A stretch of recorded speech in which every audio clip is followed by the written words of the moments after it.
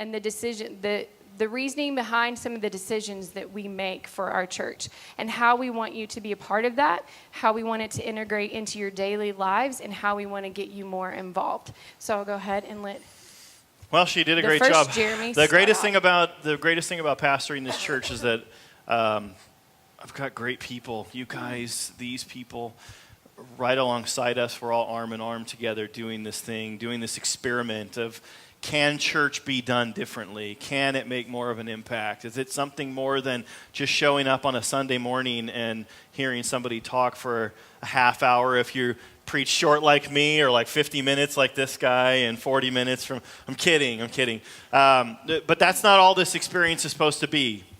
So we wanted to talk about why we do some of the things that we do. Why do we go out and serve on Sunday mornings instead of being in here? What are we looking for you guys to become involved with going forward? What do we see as the vision of what we hope to accomplish over the next years and decades as we do life together and as we serve together? So we want to put that in your minds and in your hearts so you can begin praying about how God might use you, so you can start thinking further out than, or am I going to be at church next Sunday, or could I be a part of that Safe Harvest thing? I want you to start dreaming about what God might do through each and every one of your lives. So we're just going to kind of sit down here today in these chairs. We might pull them, I don't know, is this better that we're closer or for video? Because we're going to record this in case anybody misses. But this is Jeremy Brock. I met him when I moved to Arkansas to pastor there. And it was really funny. I hardly knew any Jeremys in my whole life. And then I met this guy. And then there was another guy on staff named Jeremy too, which was really crazy. And then both of them actually moved out here to help us start this church as well as the Minks. This is Amanda and her husband Bart back over there. They've been with us from the beginning. She helped lead the campus we were at in Arkansas.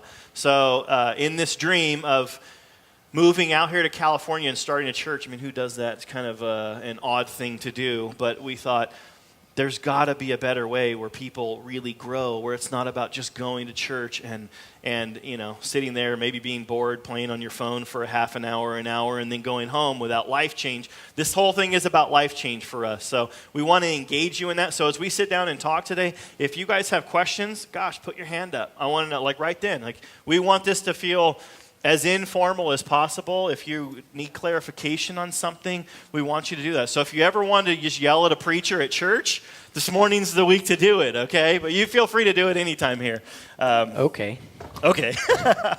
So yeah. Really grinding my gears here lately. What's on your heart here? So we've got a few things. We're just going to have a conversation here. Is there any point in the notes that I shared with you guys, or anything that you guys want to jump out at right here at the beginning, or you want me to kind of start off and we'll roll into it, or what? Take did off. my part. Let's just roll. Okay, let's roll with it. So one of the things that I've seen, I don't know, I think Jeremy's kind of a fixer, a problem solver too. Like if you come to me and you say, oh, I've got this problem, I might be compassionate for you, but my mind's running all the way down the road already trying to fix the situation so you don't have to go through that anymore. So when I grew up in church, I felt like part of the problem with the church is, and I'm going to throw this slide up early so we don't, Bart, would you put that up for a second? That picture. So this is my scribblings from a courtroom. Part of the problem that I saw in church was this, is that we have all these people. This is us over here. You can pick which circle you'd like to be. Some of you are more bald. Some of you have more hair. But we have all of this energy. You guys all have a lot of potential to do great things with your lives. Many of us don't do a lot of great things, but we have all this potential. Now, the problem, as I see it with the church, is that we have a staff, and it's like this little group right here.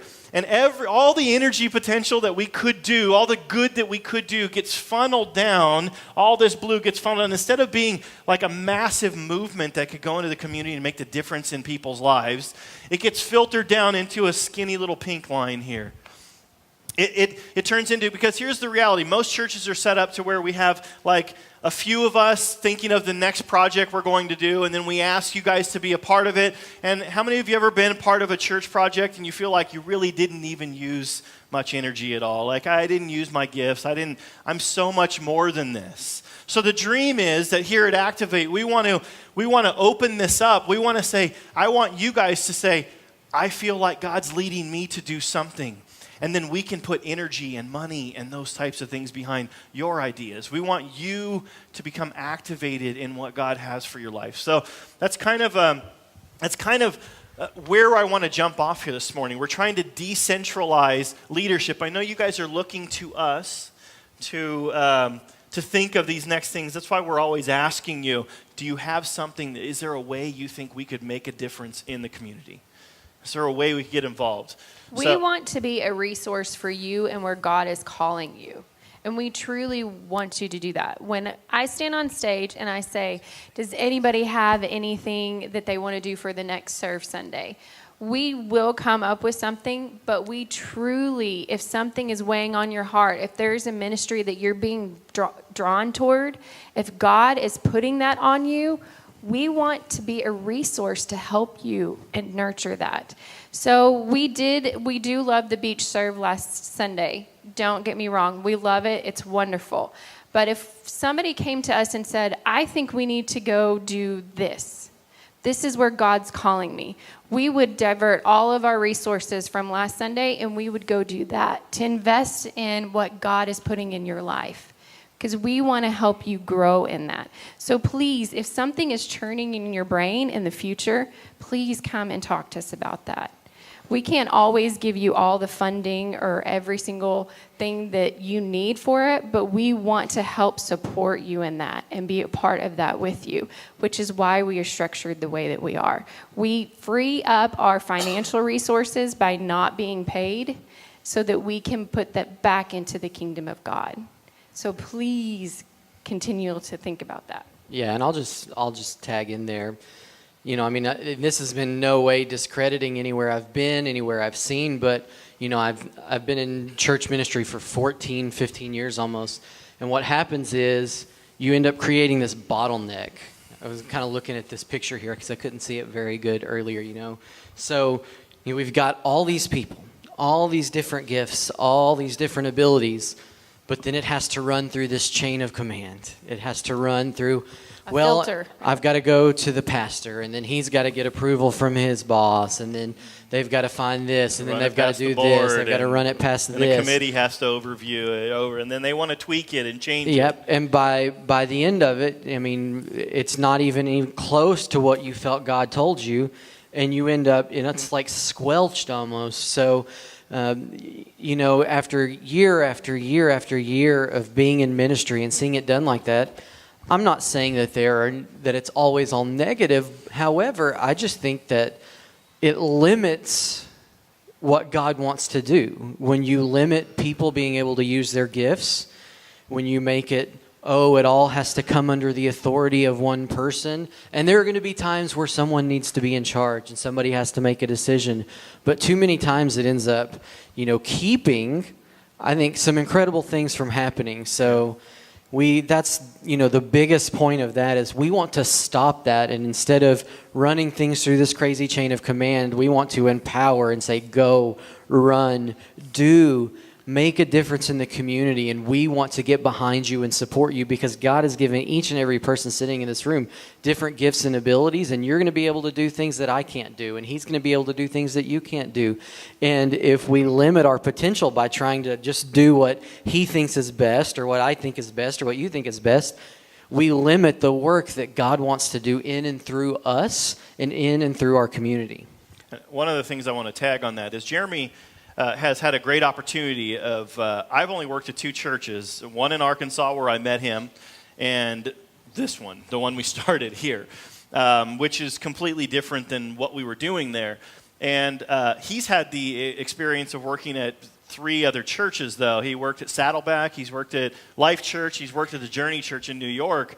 And one of the things that I shared with him when he first moved back here earlier this year was Saddleback Church met in this building before we got in here, and he went and worked with them. And one thing that they did really, really well, and I saw this because I'm friends with the pastor who was over that campus and whatnot. One thing they did really well is they, in many ways, not with everybody, but with some volunteers, they were really good at getting a high level of work and commitment and ministry out of people who have everyday, ordinary jobs. And one of the things that I wanted to do from this church is the whole idea behind Activate is that we believe that each and every one of you, that God has given each and every one of you special gifts, talents, and abilities, and maybe even a special dream. You don't even know what that dream is yet, or maybe you have a dream of doing something amazing in this world, but you're afraid to share it because you think it'll never come to fruition. It'll never happen. And Activate the reason we named this church Activate Church is because we want to be a community of people that activate that dream that God placed inside your heart. Or maybe you don't have a dream yet, but you want to begin praying, God, I want you to do something amazing in my life. I want purpose. I want to find what my future is supposed to be. I want to make a difference in this world. I don't want to just suck up oxygen and food. That's not what I'm here for. So he had the great experience of working with Saddleback, and what we're trying to do, we're at this point now where we know some of you have some really lofty dreams and goals to help people out. I know we have people here who want to start like a coffee shop for foster children, for foster teens, where they can have a place to work and a place where they can be encouraged. We have people who want to work with women who have been trafficked. And these dreams are brewing here. And there are other dreams that are brewing, and we're at the point where we're trying to say, okay, how do we do this? And we've even started another corporation called Do Good Together, so we can solicit grants and so we can take money in, so it's not tied to the church, so that we can see your dreams and what God is trying to do come to pass and happen. And some of you might be thinking, I do not have a dream. I do not have a goal right now. I don't feel drawn or a purpose or anyway. Maybe you feel like you're floundering a little bit, which is okay. It's okay to not be laser point, have my purpose right now. I can tell you that I flounder from week to week a lot of times. My purpose ebbs and flows. One week my purpose is Activate Littles. The other week my purpose is up on stage teaching. Maybe you're just not there yet, but we want you to try things out. So as all of these different serve ministry opportunities come, just come and hang out. Come and serve for an hour or two. See if that's it. And you'll know really quick if that's it. You'll know like, oh, that is what I want to be a part of. But if you don't come and serve with us, if you don't take advantage of those opportunities, it's going to be harder to find that moment. And it doesn't have to be connected with our church. If there's something else out in the community that you see, another opportunity, another organization, if you don't give it a try, you're going to have a harder time finding that call, that draw. We all want you to have that draw to God and draw to ministry somewhere that just fills you up, that just gets you excited. Like, this is what I'm going to get up this week, and this is what I'm going to do. I'm going to reorganize my entire life so that I can have time for this. We want you all to have that passion towards Christ somewhere. But you just have to go and give everything a little bit of a taste to try to figure that out. Yeah, and it's like I'll bring Gino up. Last Christmas time, he found out that there was a need for these kids over here right in our community in Huntington Beach. They didn't have skateboards, but they had a skate park. But many of them didn't have it. And all on his own, he created this event on Facebook. He had people that he knew come and donate boards, decks, and trucks, and wheels, and knee pads, and helmets, and all these things. And what was there, 40-some skateboards or something like that? 40-some skateboards in the course of like 2 weeks.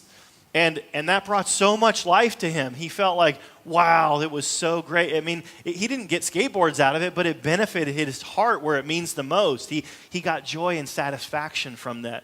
And that's it. We want you to find your fit. And you may not ever lead something. You may be really great at coming alongside somebody else in this room or somebody in this community and say, you know what? I don't want to lead it, but I want to be a part of that. I want to plant my flag there. I want to do that. And you might be the greatest blessing to somebody who's leading or doing something in the community or in the church, and you're going to find joy in that process. All leaders, I have to tell you, because I usually fall into that role, we need our support person. We need that right-hand person that we can just push off to, rebound from, help keep us organized, help keep our thoughts straight. We need that support role so much. So if you're not feeling led to the leadership role, I promise you that we need those people that can just step in and do things and go. We need you so much. We Be are a only friend. as successful as our people that we work with. Yeah. Truly. Yeah. Truly. Got anything to say about that? Any questions on any of that? Go ahead. Come on, y'all. I need Come to on. see hands. Melissa. I just want to clarify that this is only Huntington Beach, correct? Well, we're trying to keep it as local as possible. Part of the reason is we're not opposed to doing things like the event we do is in Anaheim. Grandma's House of Hope. Grandma's House of Hope event. We do all Safe that Harvest stuff event is in in Anaheim Anaheim. area, Santa Ana area. The reason being is this church is connected with about 20 other churches in Huntington, and what we're trying to do in Huntington Beach, not just our church, but these other 20 churches, we're trying to saturate with God's love the area that we find ourselves in. So we want to try and stay local. So it's like some of our frustration is with our serves has been that we do something, but it's not focused enough to where we can get impact there. You know, like you could, for instance, start putting a drop of water into a bucket every single day, but most likely it's going to evaporate before you ever fill that bucket up 1 inch. So we're trying to focus our efforts in a geographical area and with the people around us, because not only do we want to give hope in the areas that we go, we would like for people to become part of us too as they begin to serve with us or they see what we do.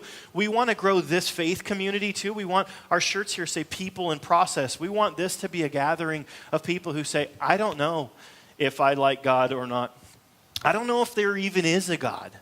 But we want them to feel comfortable here so that they can explore faith with us. And they can do it as we serve. So we would like to stay as local as possible. I mean, we've had opportunities to go farther away, and it's like, we won't make much of an impact there. We can go do that thing, but it's a one-hit wonder, and we won't have much follow-up ability, and we won't have any of that. So to answer your question, we are trying to keep it as local as possible, but we're not opposed to, Fountain Valley or, Garden Grove or, but we're trying to keep it targeted, if we could say that. Any other questions so far?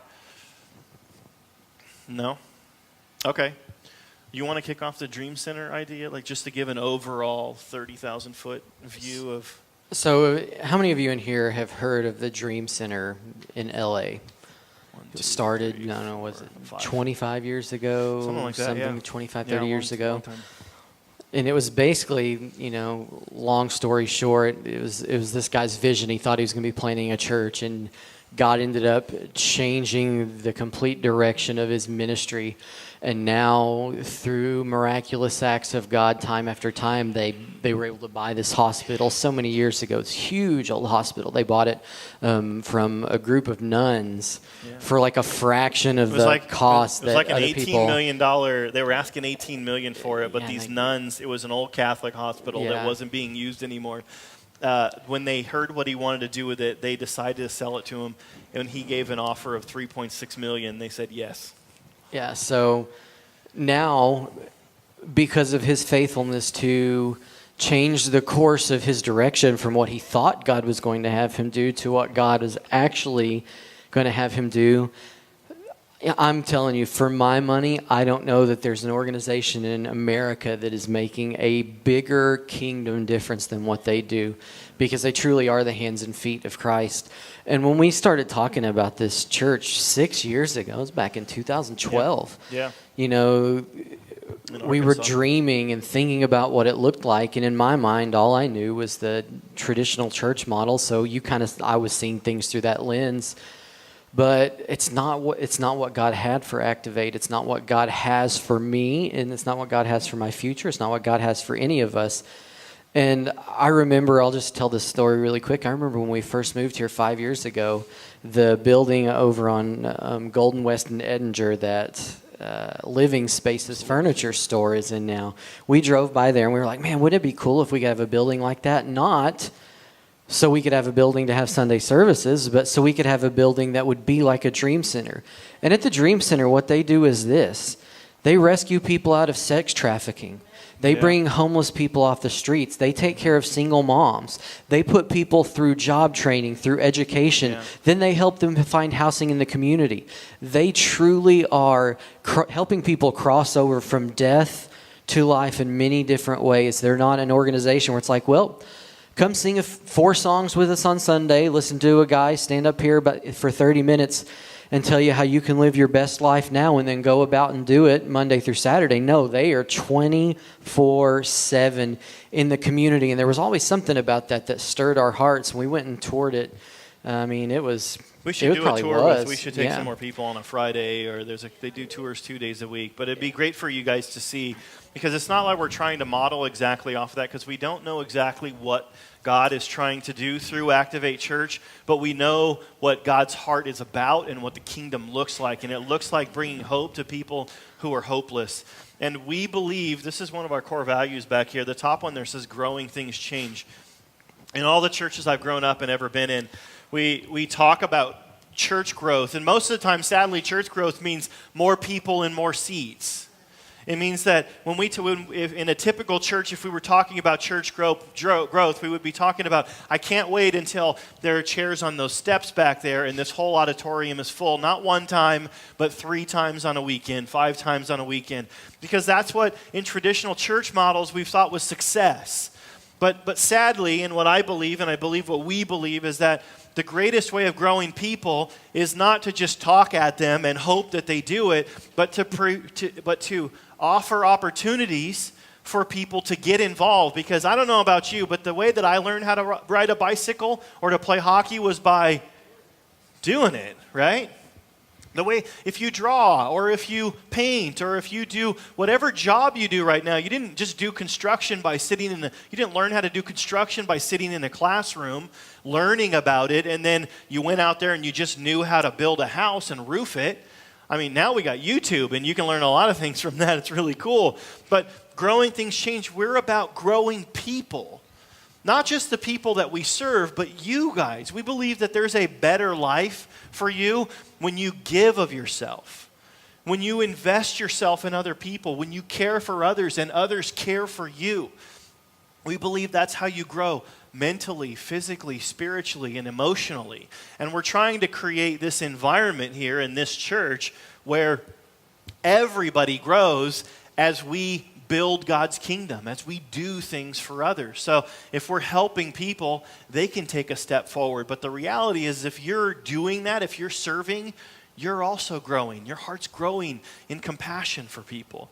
When you have a conversation with somebody and you walk away and you go, man, maybe you're growing in understanding and gratefulness because you see somebody else who is in a situation that's worse than yours, and it allows you to grow and be thankful for what you actually have, for the people who are in your life. So, And to add on to that, we have made the conscious decision to be in this facility.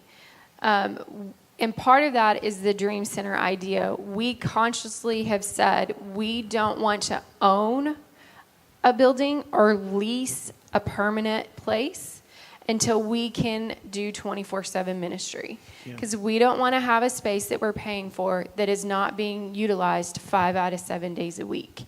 That's just a waste of resources in our mind.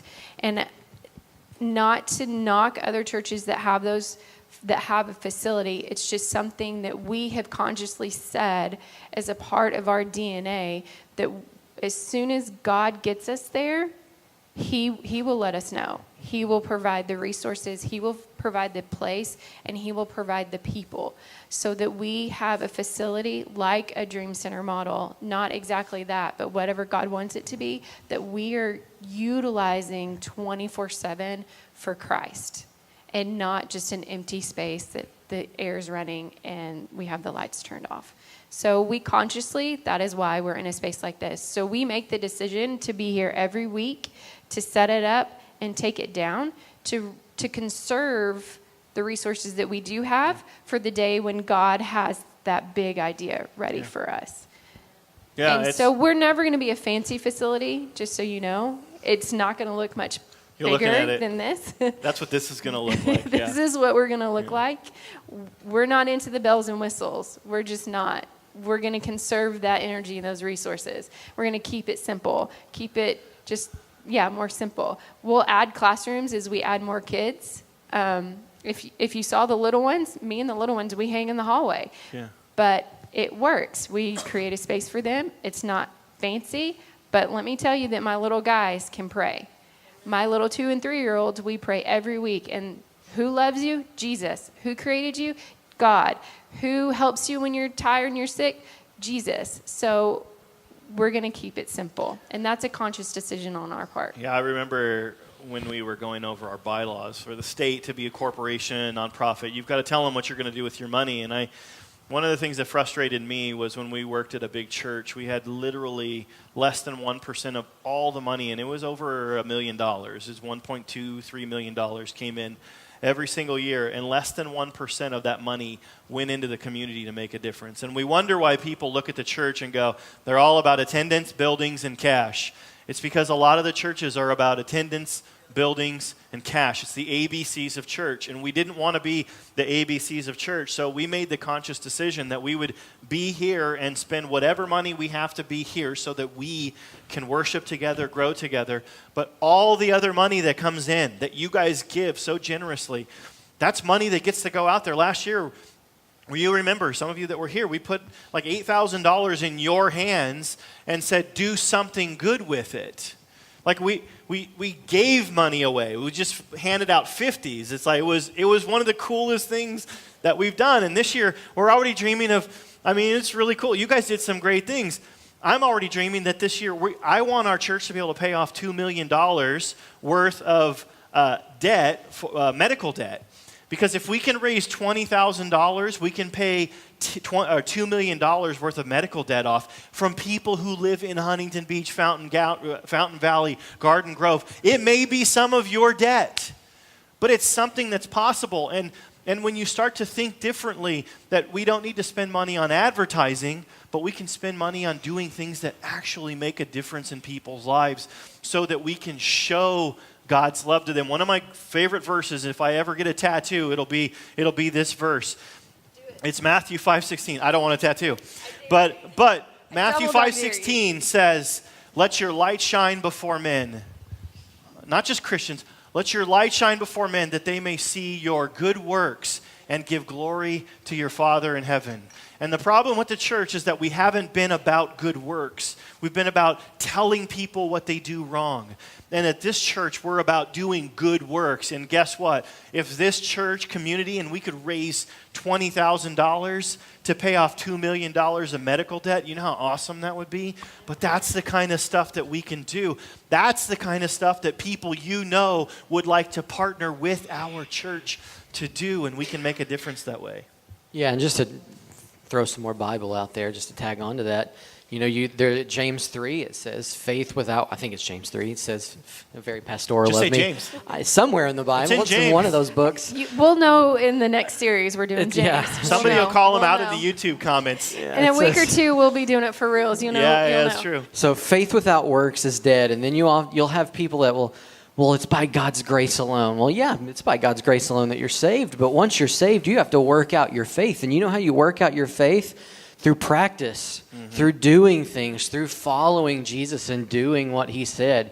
And one of the things that I love about this vision is you hear him say that and you're like, holy crap, how are we going to come up with millions of dollars to pay off these things? But never discount, and I can tell you this from personal experience, never discount the bigness of what our God can do. Right. We can't even fathom. Because when you're at your moment of doubt, when you're at your moment of hopelessness, I'm gonna probably not cry. He's gonna cry. Maybe. I'm probably gonna cry. I'm turning into you. But when you're at your absolute lowest moment in those times, that's when God comes through. And I am seeing that right now in my life as I go through some horrifically scary things. But he's showing his faithfulness. Yep. And he does that. And so when you hear these things and you think, there's no way, there is always a way. And I have no doubt in my mind, I've become you. I have become you.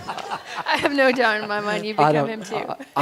I've been teaching on stage for 2.5 years. I think it's maybe the first time I've cried on stage. Wow. You're becoming a softer version of you. I am, but Say, oh yeah, I'm succeeding. Look at, there's more people coming. Look, there's more people giving money. Oh, look at all the attaboys that I get. And I don't want that. I don't want that because I just want to be friend to my friends and husband to my wife and kid to my kids and the ones we're going to foster and adopt. I want to be that guy, and I want to be in this thing with you guys. So I will never, and this is why we're breaking up the teaching more. You'll see these guys, I'm so thankful that they're here. I want more of you to step up and say, you know, I got something I want to share. There's something really on my heart, so we can be a community of people who are sharing what God is doing and what God is leading us towards. And you guys are growing. It's not just the three of us who can communicate here from the stage. I know there are others of you. And I don't want to become king, and I don't want him to become king, and Shirley don't want her to become queen. Oh, yeah, because, you do. No, I don't. See, her husband's nodding back there. We don't want that. Because when it happens, things go sideways. You guys have been places where the boss was not kind. You've seen leaders fall apart and their lives fall apart and unravel because they took too much of that on their shoulders. So we don't want that at all here. So that's why you're going to start seeing, I hope there's a time where maybe I don't even teach for a whole month because you guys are. But and they are, and we're having discussions. We're even planning it. The more we go forward, the more we want to just have a topic where we do a discussion around round tables with food. That sounds good to me. People like eating. That's something I know. But I know that there are things that you guys can cross-pollinate ideas with, and when you start sharing your hearts across a table in this environment here around God's idea and God's kingdom, things are going to happen and they're going to be good. And I want to reiterate that it doesn't have to necessarily be a church ministry. Yeah. So I've been given the opportunity. I don't know if I'd say given or... You took it because you're a glutton for punishment. I am. So I am the PTO president at our school this year. I've been VP for the last 2 years, but I'm president this year, which is a whole new dynamic.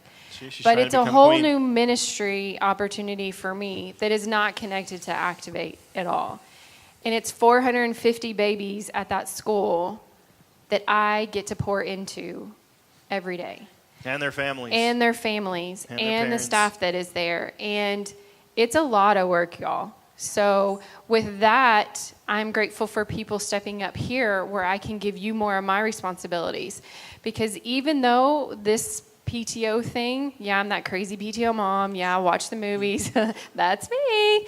But I can pour into them. And I've already had a lady at the school who knew me last year. She came up to me this week, the third day school, and she was like, I'm so grateful that you're the president this year. She goes, you've already let your light for Christ shine.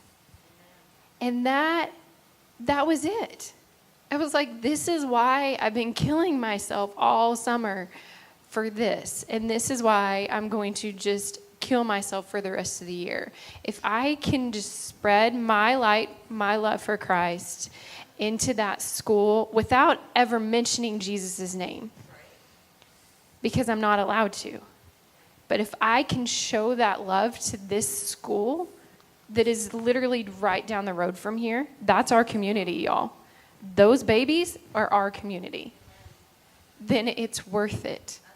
So your ministry might not necessarily have a church connection, but it might be where God is calling you to not only, and he's working on me. It's taking a lot of work and a lot of prayer and a lot of him giving me the strength to get up and do it again and continue on and to hold my tongue and to say the right words and to love on these babies who are just fierce.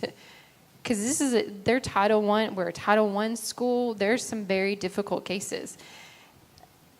But God might be calling you into something like that. And we want to pray with you in that. So please let us know, even if it's not a connection with the church. We want to know what you're doing so that we can love you and support you through that as well. Yeah. We're talking about school. I want to be called on. So you raise your hand. What? She keeps saying I, and I don't want her to say I. Oh, Oh, my bad. Well, no. It's not about you saying I. I want you guys to know that I would love for you to help Amanda. Because that community, 450 kids plus their families, is our community. This is our Huntington Beach. These are our families that we can show God's love in practical ways, that we can do things. I would love for our church to be more involved with what we do in that school because we have an impact there, because our kids go to that school. There are churches all around this country, well, not many of them actually, but there are churches around this country that adopt schools. And they say, hey, if the teachers need Kleenex, Clorox wipes, crayons, whatever you guys need, our church wants to provide that. If there are children without backpacks and shoes and those types of things in our community, in our schools, let us know. We'll come up with those resources. If you have events that you're doing for these kids, we can get involved and supply volunteers. Now there are fingerprinting and there's things like that because you're around children. But if you say, I don't know where I want to get involved and I want to try something, sure, we're going to do some church events. But if you think helping out at a school and helping Amanda, being there to help her out and support her like Janie does and other people on the PTO, if you want to be involved with that, if that's okay, we would love for our church to have more of an impact there. We can adopt these families. We talked about in family that the church is about adoption and adopting these people. So whatever we can do to influence them, we can, again, let our light shine through the works that we do so that they'll see the glory of God. Yeah. So that they'll see God trying to impact their life. Yeah, and this is probably the last thing I have to say. And what I know is this. We serve a God who brings hope to the hopeless, peace to the restless, and it says he puts the lonely into families. And do you know how God does that? Through you. He does it through you. Do I believe that God can work miracles and do miraculous things by his own power? Absolutely. I'm praying for that myself right now. However, you are called to be God's hands and feet. And there are people in this room, you already know, this is the calling on my life. This is what I want to do. This is what I'm going for. But there are some of you in this room today that God is going to begin to birth some passions and some desires that you think, where did that come from? I never would have thought that. I never would have thought in a million years that this is what God is going to have me do. But he's going to do that for you. You just have to open up your heart and your mind to listen to him when he tells you that. And he's going to do some incredible things through you. I want to speak that into you guys. You know, as much as we've talked about it, I want to just drill that in. This is not about the people who stand on the stage and talk every week. It's about all of us together. What God wants to do through you, and he is going to do incredible things in your life. And my challenge to you is this. Go read the first few chapters of the book of Acts, and you see the early church forming. And you know, we talk about, we're not about numbers, we don't count, but there's one thing that it says in the book of Acts. It talks about how the things that they do and how they grew in numbers daily. You know what numbers we care about? The lives that are changed in our community. Not the people that are in the seats on Sunday. I mean, would we like to see more people here on Sunday? Yeah, because I believe the more people are here, the more they get this vision, the more they go out, and it just exponentially grows. But when you look in the book of Acts and you see how God built his early church from the time he left through the apostles and the disciples, it was raw, it was gritty, it was real, it was taking care of the widows and the orphans, it was feeding the hungry, it was bringing people into families. And that's what God has called us to do. And that's not what we're going to say we're going to do, but not do anything. That's what we're going to say we're going to do. And then we're actually going to get off our butts, go out in the community, and we're going to live it out Monday through Saturday. And I'm just excited to see what God's going to do. And that's why you may ask the question, why do we go to the beach and hand out popsicles and water and popcorn and do a beach cleanup? Why? Because it lets us get out of a building. There are people who are down there who ask the question. Every time we get down there, we have conversations, all of us spread out down there. We have conversations and people go, why are you doing this? And why or on we're a giving Sunday away morning? Something free. Yeah. Why on a Sunday morning? Why on are Sunday you morning here? when Why every aren't you other at church person's in a church building? And then they ask, why are you giving this away? And it gives us the opportunity to tell them, it's because we're showing you God's love in a practical way. It's because we want to make a difference in people's lives. We care for the community we find ourselves in. That's what the church is supposed to be about. And when we have those conversations, amazing things happen, like the guy that Chuck, even for us, it's like one of our core values. You probably can't see it because we're sitting here, is you can't outgive God. And as we're out there serving, God is giving right back to us. God is connecting us with new people. God is knitting our hearts together. God is growing us in our fears and talking to a strange individual and getting over those things. And God is also bringing people to us. Last week, there was a moment where he's going through some medical issues. And there was a guy down there who had been through the exact same thing, who wandered and meandered into our group, found out what we were about, and ended up having a conversation that changed his life last week and changed my life last week, because every time we go down there and I see God do something, I can't deny it. There are people out there who will say there's no God. There's no such thing as God. But it's because you haven't chosen to live with God and to open your eyes to the things of God. Because when you start looking for those things and when you open your heart to it, He's everywhere. I think it's C.S. Lewis said, many people go through their lives day after day believing that nothing is a miracle. And others go through their life believing that everything is a miracle. It's a miracle that we're here. It's a miracle that God connected us. It's a miracle that we met. It's a miracle that God's growing this thing and in our hearts and in our minds and in our spirit. It's a miracle that we're taking steps forward to become better children and wives and husbands and friends. And all those things are miracles, because we should just want to kill each other, because naturally we're selfish beings. But God is changing us individually. And He's changing us as families, and He's changing us as the family of God. So this is what we're about. We can't share everything. There's more things. We can keep talking for the next hour, sharing things that God's done. But we're going to wrap it up here. If you guys have more questions, come and ask us. We want you to embody this vision. We want you to share this vision. My church is doing different things. Why? Because the definition of insanity is doing the same thing over and over and over again, expecting a different result. And my life is too short to do the same thing over and over and over again and expect a different result. So that's what we're about. I thank God for these people up here who have been hand in hand and arm with me through this. There have been days I want to quit. There's been people here that pray for us, that give financially, that do whatever they can to be involved, because this vision is going to be seen forward, and God is going to bring us something that looks like a dream center, and we are going to make a huge difference in people's lives, because that's what our God is about.